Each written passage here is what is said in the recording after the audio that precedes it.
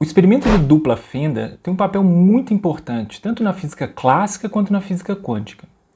Nos últimos anos, o experimento de dupla fenda se tornou muito conhecido do público geral, principalmente a versão quântica desse experimento. E aí, com isso, com essa fama, surgiram várias interpretações das mais bizarras possíveis sobre esse experimento, e elas foram amplamente divulgadas. Nesse vídeo eu vou falar o que é o experimento de dupla fenda, ou de fenda dupla, e vou falar qual que é o papel dele na física, qual que é a função dele na física. Esse é o canal Cientificar, é um canal de divulgação científica. Aqui a gente fala sobre física, sobre ciência em geral, sobre filosofia da ciência. Se você gosta desses temas, se inscreva no canal. Bom, para a gente falar do experimento de dupla fenda, primeiro a gente tem que falar sobre uma distinção clássica da física, a distinção entre ondas e partículas. O conceito de partícula na física clássica é usado normalmente para simplificar os cálculos. Por exemplo, quando você quer estudar o movimento de um carro ou de uma bola de futebol, muitas vezes você pode substituir esses objetos que são extensos, têm uma constituição complexa, você pode substituir esses objetos por uma partícula. E aí você consegue calcular a dinâmica, o movimento desses objetos usando um conceito mais simples. Então, nesse caso, você substituiria um objeto complexo por um ponto que pode se deslocar no espaço, com uma determinada velocidade, e isso é uma partícula. Então, uma característica essencial das partículas é que elas têm uma trajetória, elas seguem um caminho bem definido. Já as ondas, a gente não pode falar a mesma coisa para elas. As ondas, elas se espalham no espaço, então elas são bem diferentes das partículas. Então, de forma geral, é muito fácil diferenciar uma partícula de uma onda, ou objetos que podem ser representados como partículas de ondas. Então, é fácil fazer essa diferença. Você não vai confundir uma bola de futebol como uma onda. Você não vai tratar uma bola de futebol como se fosse uma onda e nem vai tratar uma onda do mar como se fosse uma partícula. Então, aparentemente, de forma geral, essa distinção é muito simples. Mas em alguns casos essa distinção, essa classificação não é tão simples assim. Imagina, por exemplo, um feixe de luz. O feixe de luz, ele é uma onda ou ele é formado por partículas? Isso foi um grande dilema no século XVIII, na física do século XVIII. Alguns físicos, por exemplo, o Newton, eles achavam que a luz era feita de partículas. Então ela era composta por várias partículas menores. E aí, esse conjunto dessas partículas formava um feixe de luz. Com essa teoria corpuscular da luz, como se a luz fosse formada por vários corpúsculos, várias pequenas partículas, essa teoria permitia, por exemplo, a explicação de um fenômeno da óptica, um fenômeno que envolve a luz, que é a reflexão, por exemplo. Por outro lado, outros físicos tinham uma opinião contrária. Eles achavam que não, que a luz, na verdade, era uma onda. E esse dilema acerca da natureza da luz, ele foi resolvido momentaneamente, pelo menos no início do século XIX. Logo em 1801, um físico chamado Thomas Young fez um experimento que mostrou que a luz tem um caráter ondulatório. Bom, eu disse que o dilema foi resolvido momentaneamente porque depois, no século seguinte, no início do século XX, a mecânica quântica surge e acaba esculhambando toda essa história. Então, pelo menos por aquele período ali, entre o experimento de Young e o desenvolvimento da física quântica, então por uns 100 anos, de 1800 até 1900, os físicos concordavam que a luz realmente era uma onda. Então você tem um tratamento ondulatório da luz.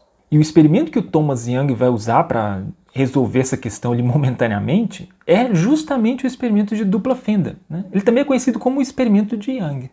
Então, a montagem desse experimento funciona da seguinte forma. Você tem uma fonte de luz que vai iluminar um anteparo. E nesse anteparo tem duas fendas, como mostra esse desenho. Então, atrás desse primeiro anteparo, existe um segundo anteparo.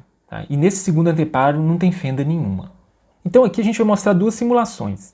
A primeira simulação é o seguinte: se a luz fosse constituída por partículas, se ela fosse formada por pequenos corpúsculos, o que ia acontecer quando a gente iluminasse as duas fendas? Ia acontecer isso daqui, isso que a animação está mostrando para a gente. Então, essas bolinhas vermelhas, que representam as partículas de luz, elas atravessariam ali as duas fendas, passam pela fenda 1 ou pela fenda da esquerda ou pela fenda da direita, E aí, algumas nem passam, né? Elas batem no anteparo ali, não conseguem atravessar as fendas, mas as que conseguem passar, elas vão colidir com o anteparo, com o segundo anteparo, né? Elas vão ser marcadas, registradas lá no segundo anteparo.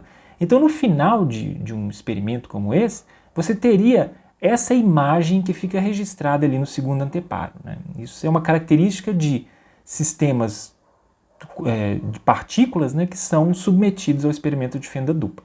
Então, se a luz fosse composta por partículas, o que a gente ia ver no final do experimento é essa imagem no segundo anteparo. Mas se a luz for uma onda, aí o comportamento dela vai ser completamente diferente, né? Então, nessa segunda animação aqui, a gente vê que se uma onda encontra essas duas fendas, o que acontece, né? A onda dela se espalha no espaço. Então ela vai passar pelas duas fendas simultaneamente. Ela não vai escolher uma das fendas, ela vai passar pelas duas simultaneamente. E aí a onda que passa pela fenda da esquerda e a parte da onda que passa pela fenda da esquerda, né, e a parte da onda que passa pela fenda da direita, na verdade a gente pode pensar nessas partes de onda como duas ondas diferentes.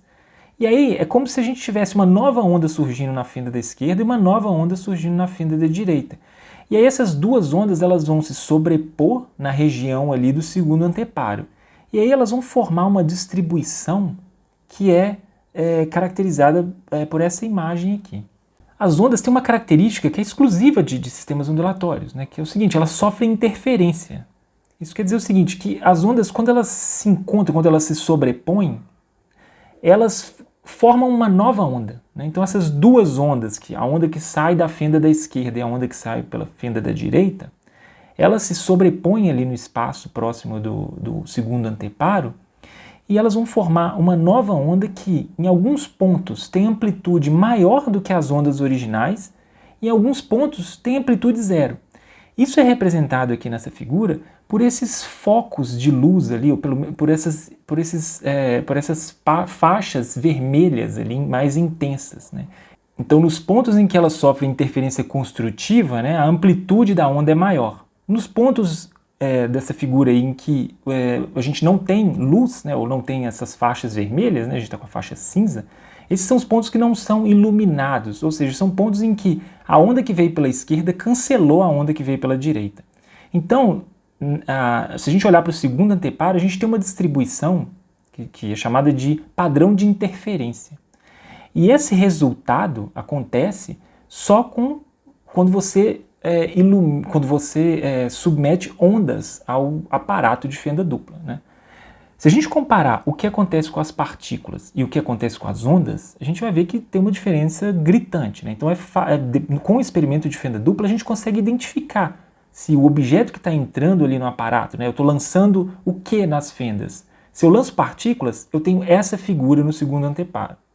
Se eu lanço ondas, eu tenho essa figura no segundo anteparo. Então, essas figuras são completamente diferentes. Então, eu posso usar o experimento de fenda dupla para identificar se algo, como a luz, é formado por partículas ou por ondas, né? Eu faço o experimento e verifico o que acontece no segundo anteparo. Essa distribuição de partículas ou essa distribuição de ondas, né? E aí eu identifico se a luz é formada por ondas ou partículas. E quando o Young realiza esse experimento, né, em 1801, ele percebe que o que ele vê no anteparo é justamente essa distribuição que é característica de fenômeno ondulatório, né? Então, ele conclui que, a natureza da luz é essa, a luz é uma onda. O formalismo por trás dessa constatação experimental, né, é dado pelo eletromagnetismo, né? Então, no final das contas, os físicos chegam a um consenso ali no início do século XIX, né, que a luz ela era uma onda eletromagnética, tá? Era uma onda formada por campos elétricos e campos magnéticos que oscilam. Como eu falei antes, a mecânica quântica, 100 anos depois, vai aparecer e vai chacoalhar, acabar com todo esse consenso que existia entre os físicos, né? Ela vai colocar de novo essa questão de qual é a natureza da luz, ela vai colocar de novo essa questão na mesa. Então a história do experimento de dupla fenda não acaba aí. No próximo vídeo dessa série, eu vou falar sobre a versão quântica desse experimento de dupla fenda. E nos próximos vídeos eu vou falar sobre o papel do observador nesse experimento. Então são 3 vídeos, a gente está fazendo uma série de 3 vídeos sobre o experimento de fenda dupla e nos próximos vídeos a gente vai abordar a mecânica quântica e o papel do observador.